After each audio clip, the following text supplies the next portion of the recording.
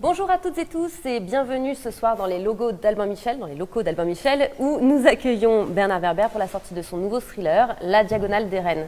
Ce soir, 8 joueurs vont affronter l'auteur dans un combat d'échecs. Le jeu est retransmis en direct, donc n'hésitez pas à poser vos commentaires, n'hésitez pas à poser vos questions, n'hésitez pas à commenter la partie en direct et n'hésitez pas à donner des conseils à Bernard qui affrontera seul ces 8 joueurs. Avant de commencer, quand même, présentation du livre et présentation de Monsieur Werber. Je ne suis pas sûre que ce soit utile, mais tout de même, bonjour. Bonsoir. Alors, est-ce qu'il y a encore des gens qui ne vous connaissent pas? Et si oui, quand vous les rencontrez, comment vous vous présentez? Comme un type normal. La plupart des gens ne me connaissent pas et c'est très très bien comme ça aussi. Comment me présenter? Je suis un écrivain, je suis un être, je suis vivant, on tourne ces images. Et qu'est-ce que je pourrais dire encore?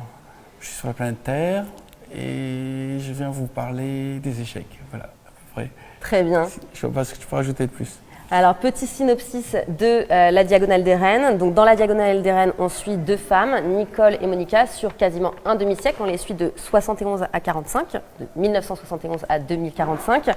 Du côté des Blancs, on a Nicole O'Connor, qui était une jeune femme qui ne supporte pas la solitude et qui, elle, joue plutôt collectif. Et du côté des Noirs, on a Monica McIntyre, qui ne supporte pas les autres et qui, elle, joue plutôt individuel.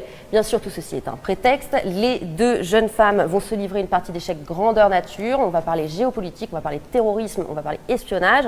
Ça se passe sur des fonds de guerre et ça se passe par le prisme de ces 2 femmes. Est-ce que j'ai oublié quelque chose? Non, c'est impec. Okay.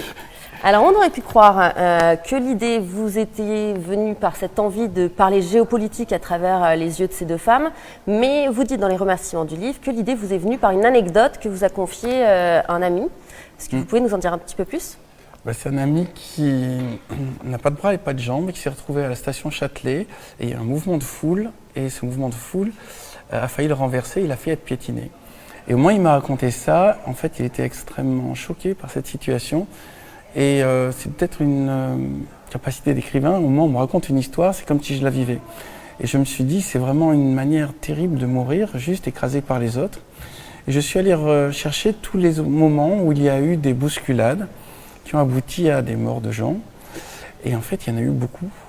Encore récemment, il y avait en Corée du Sud, il y a un Halloween qui a mal tourné et qui a abouti à beaucoup de morts. Je me suis dit, c'est quand même une manière bizarre, il n'y a personne qui vous en veut, c'est juste que vous êtes là au mauvais moment, et ce qui vous tue, c'est l'entourage d'autres êtres humains. Donc cette réflexion sur la foule, sur les mouvements de foule, qui m'a fait penser qu'il y avait 2 manières de vivre, c'est au milieu de la foule ou seul, et qu'en général, ceux qui vivent seuls ne supportent pas les foules, et ceux qui vivent en foule ne supportent pas d'être seuls.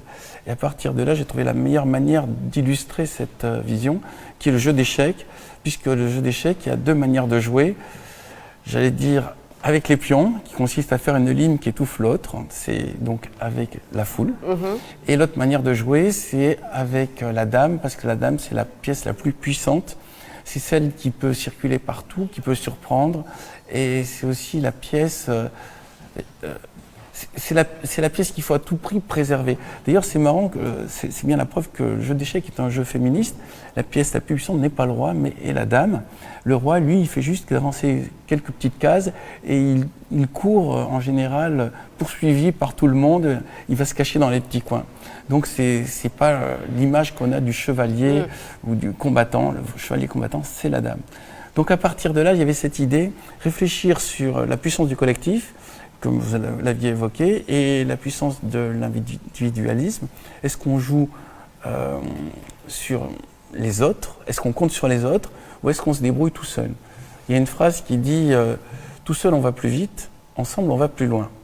Et mes 2 héroïnes, Monica et Nicole, vont expérimenter les 2 stratégies, celle de jouer avec les autres ou celle de jouer tout seul. Alors, on va parler un petit peu d'elle. Avant ça, dans votre réflexion, à quel moment vous vous êtes dit, je vais mettre un contexte géopolitique et puis je vais aller chercher des événements à droite, à gauche? On parle quand même d'un demi-siècle. Alors, quand j'ai commencé à avoir cette idée, l'opposition foule-individu, et que j'ai eu l'idée de l'associer aux échecs, j'ai cherché le moment où il y a eu le choc entre, j'allais dire, les collectivistes contre les individualistes. Donc, c'était entre les communistes et les capitalistes. Et ce choc, c'est Reykjavik, le contact Bobby Fischer avec Spassky. Alors moi, je me rappelle, quand j'étais jeune, il y a eu 2 moments où mon papa m'a dit « il faut que tu restes devant la télé, il se passe un truc vraiment important ». C'était Apollo qui arrive sur la Lune et ce match Bobby Fischer-Spassky. Et c'était rigolo parce que c'était la première fois où il y avait réellement une présentation starifiée. C'est-à-dire que Bobby était un vrai personnage charismatique. Bobby Fischer, en plus, il avait des comportements de diva. Il venait en retard, il piquait des crises de colère. Donc tout ça crée un film. Je me suis dit, c'est une très bonne mécanique. Et à partir de là, mes 2 héroïnes, Monica et Nicole, vont rejoindre le camp américain et le camp russe. Donc l'une va rejoindre la CIA et l'autre le KGB. Et je me suis dit, c'est une manière aussi d'expliquer le monde. Il y a cette lutte entre les gens qui la jouent plutôt collectif et ceux qui la jouent plutôt individuelle. Il y a eu un autre moment où il y a eu ce choc réellement historique, entre les communistes et les capitalistes, c'est le match Korchnoi contre Karpov. Et là encore, là on a un grand champion parmi nous qui est là. Et là encore, on a vu tous les moyens qui sont déployés par ces 2 camps pour gagner. Et ce que je raconte dans le livre, puisque j'en parle aussi de ça, les Russes avaient fait appel à un hypnotiseur, manipulateur, magnétiseur. Et le Korchnoi avait essayé de se défendre en utilisant des méditants, des gens qui sont mis à faire des prières. Et donc ça a tourné à la foire d'empoigne. En plus, ils s'accusaient de mettre des micros à l'intérieur des meubles. Donc tout ça était un film parfait. Donc je me suis dit, les échecs, plus la géopolitique, plus ces 2 philosophies, la jouer seule ou avec les autres, ça me donnait une base romanesque. Maintenant, il fallait les incarner. Donc Monica, son nom, Monique, ça vient comme monothéiste ou monokini, ça veut dire seul. Et Nicole, comme les chaussures Nike, Nike, ça veut dire victoire, et Olas, c'est le peuple. Donc d'un côté, il y a celle qui la joue seule et celle qui joue sur la victoire du peuple. Donc c'est les 2 visions. Est-ce qu'on joue avec la dame ou est-ce qu'on joue avec les pions ? Alors pour ceux qui n'ont pas encore lu le livre, on va avoir cet affrontement entre Monica et Nicole et en fait le lecteur, vous allez voir quand vous allez tourner les pages, n'a de cesse de vouloir adhérer à l'une ou à l'autre, de se trouver des ressemblances avec l'une ou l'autre parce qu'après il y a ce contexte géopolitique, il y a ce contexte des échecs, mais au final c'est un livre sur les personnages. Oui, c'est 2 personnages forts, mais pour que ce soit vraiment amusant, en fait déjà mes chapitres j'ai mis couleur blanche et couleur noire pour qu'on voit que c'est vraiment comme une partie d'échecs. Mais au moment où j'écrivais la partie d'un des personnages, j'avais vraiment son point de vue et moi-même j'ai adhéré. C'est-à-dire je me disais c'est tel qui a raison, il faut le jouer avec les pions. Et au moment où je jouais l'autre, je me disais c'est tel qui a raison, il faut le jouer avec la dame. Si bien que pour que ça puisse fonctionner, il fallait vraiment pas prendre parti, il fallait pas que ça soit manichéen, il fallait pas qu'il y ait un camp qui soit les gentils, un camp qui soit les méchants. C'est 2 visions du monde qui aboutissent à 2 utopies de société. Une utopie collectiviste et une utopie individualiste. Et les 2 ont leur raison d'exister et leurs propres défauts. Et ce que je vais montrer en tout cas que ce qui se passe actuellement même avec l'Ukraine est assez révélateur de ce choc-là, de ce choc de 2 visions du monde, une vision orientale, une vision occidentale, une vision yin et une vision yang. Et que ça c'est très bien exprimé par ces 2 couleurs qu'il y a dans le jeu d'échecs, les noirs et les blancs. Alors vous êtes resté objectif sur l'écriture, mais là on est entre nous et entre tous les spectateurs qui j'espère mettent des commentaires, posent leurs questions. Vous êtes plutôt Monica, plutôt Nicole ? Le matin je suis à fond Monica, vers le soir je commence à être un peu Nicole. Donc c'est une question d'horaire, ça dépend aussi de la météo. Mais c'est le grand avantage quand on est écrivain, on n'est pas obligé d'avoir une pensée d'un bloc. Je change de pensée selon mes personnages et je suis influencé par mes personnages. Par moment, il m'arrive de créer un personnage qui arrive à me convaincre d'idées que je n'avais pas avant d'écrire. C'est pour ça qu'on fait un métier un peu schizophrène, un peu bizarre. Mais en tout cas, oui, je change d'opinion. Mais le matin, je suis obligé d'être un peu Monica, c'est-à-dire un peu individualiste, parce que je suis seul en train d'écrire. Et c'est un boulot quand même qui ressemble à un boulot de moine, et on est isolé du monde. Au fur et à mesure que la journée avance, je me sociabilise, jusqu'à aujourd'hui où je me retrouve entouré de pions. Et j'espère arriver à être à la hauteur du défi qui est proposé. D'accord. Est-ce que vous pensez qu'il y a des gens qui sont full Monica ou full Nicole à longueur de journée? Et s'ils existent vraiment, ça fait un peu froid dans le dos, non? Non, parce que c'est des visions du monde. Il faut qu'il y ait des visions du monde diversifiées. Ce qui serait problématique, c'est s'il y avait que des Monica ou que des Nicole, qu'un côté yin ou qu'un côté yang. L'équilibre se fait vraiment par les deux énergies féminines et masculines, orientales et occidentales.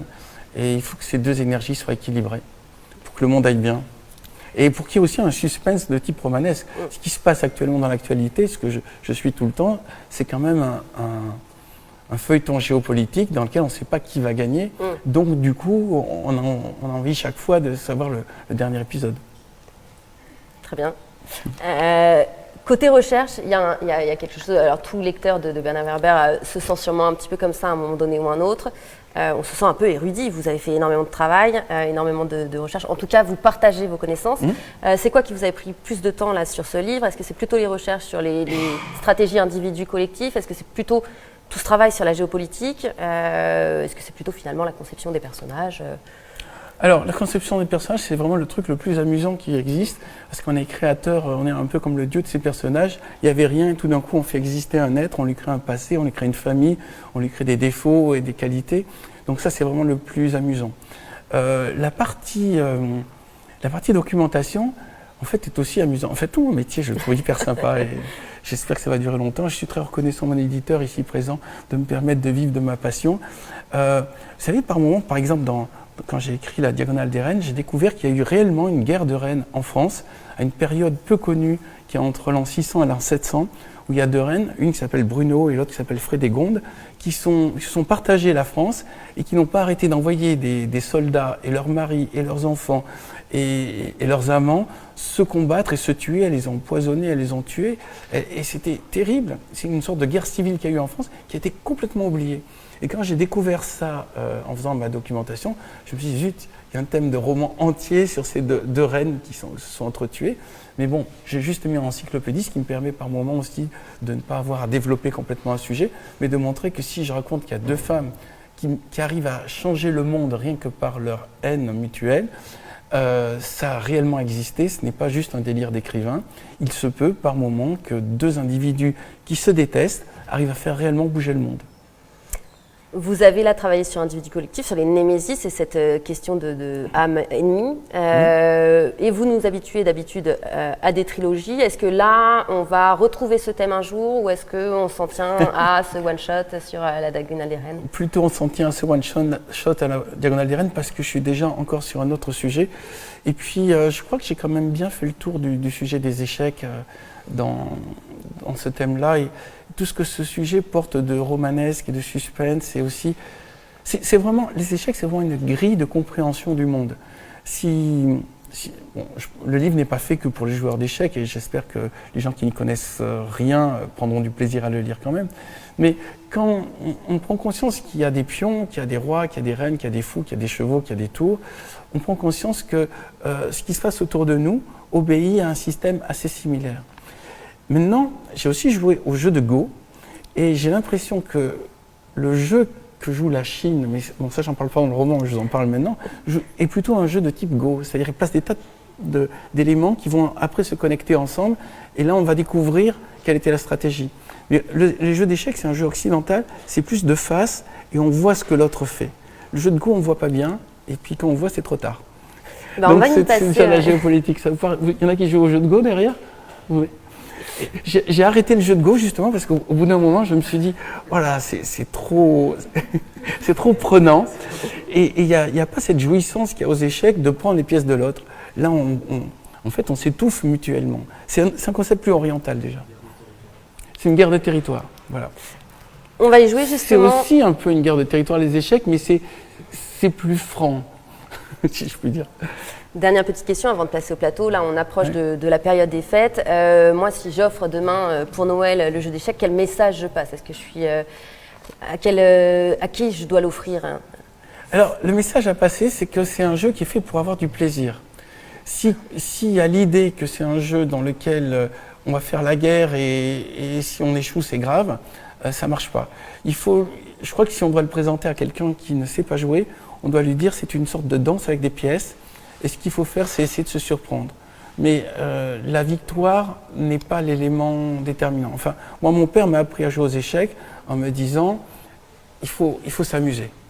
Et je me rappelle justement, grâce à Monsieur Bachar, j'ai joué contre Karpov et j'ai vu que tous les autres joueurs étaient en train de devenir tristes parce qu'ils étaient en train de se faire étrangler par cet ancien, d'ailleurs, agent du KGB qui est vraiment très très fort. Mais il y avait un moment, je me suis dit, voilà, je sens autour de moi des gens tristes.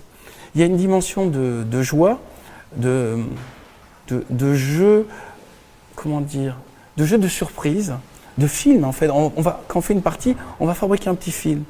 Et il faut vraiment, quelque part, renoncer à vouloir à tout prix gagner pour être dans une notion de faisant un spectacle qui soit amusant. Vous parlez d'un petit film, ça peut être un petit livre. Vous avez cette notion de joie, j'imagine, quand vous écrivez quand même. Je ne fais pas tellement de différence entre un film et un livre, ce qui est peut-être une bizarrerie. Pour moi, quand j'écris un livre, je vois le film.